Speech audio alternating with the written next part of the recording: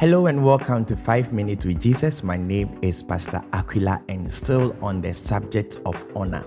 Yesterday I made you to understand that honor is key because it is an eternal law and it's something that was instituted by God. It was created by God. It is God's own concept. It is not a concept that authorities and people are creating to make people slaves. No, honor is something that starts from God, and it is a training and a preparation to give God the fitting or the best offering when we go to heaven. Now, the next reasons why we must come to the place of honor is because honor is the master law and fuel in both heaven and on earth.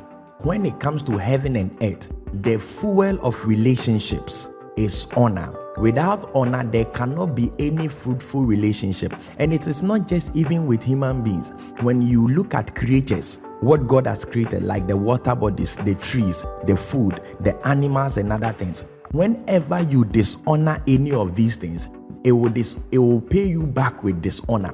Because when you sow honor, you reap honor. When you sow dishonor in a relationship, what you will get is dishonor, even with our own bodies. If you decide not to honor your body with rest, and you chase money, you chase benefit, and you work yourself out, your body will also respond with dishonor in the sense that when you want it to wake up to work, it will tell you, I will not wake up. When you want to lift yourself, it will say, I will not. It will not respond as you want. So everything on heaven and on earth, they respond to honor. That is why God reacted to the first dishonor that came from Adam.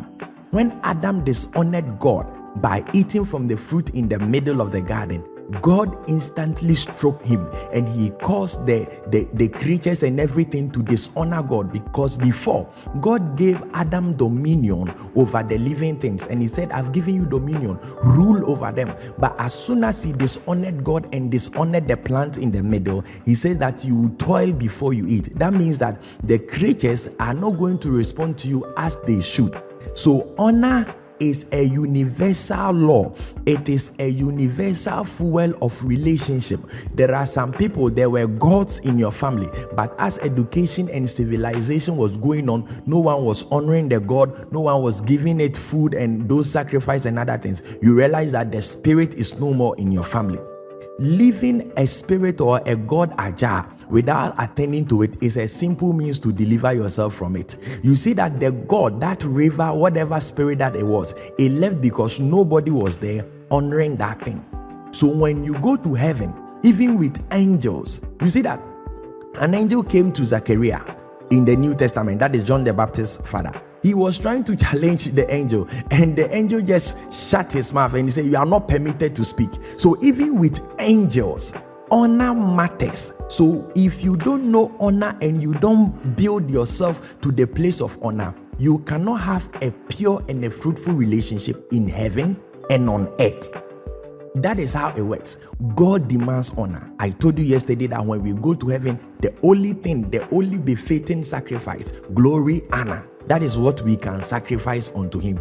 Here on this earth too, everything demands honor for a fruitful relationship. If you despise honor, you despise fruitfulness. If you sow dishonor, everything is going to come back at you with dishonor. So there are a lot of people who don't understand why bad things are happening around them. Listen, you didn't choose honor. Look at how people are treating water bodies. We defecate into it. People go to toilet in water bodies. We throw refuse dump into water bodies. We don't preserve the living things well. And at the end of the day, they come back and breed diseases. They come back and breed unwanted things into our body. People don't honor their own bodies. The people God has given them, like parents, we dishonor them. At the end of the day, since we chose dishonor instead of honor, we come back with a curse. So whenever you choose dishonor, whether in heaven and on earth, everything will cease. And let me tell you something. It is not easy to place a command in heaven.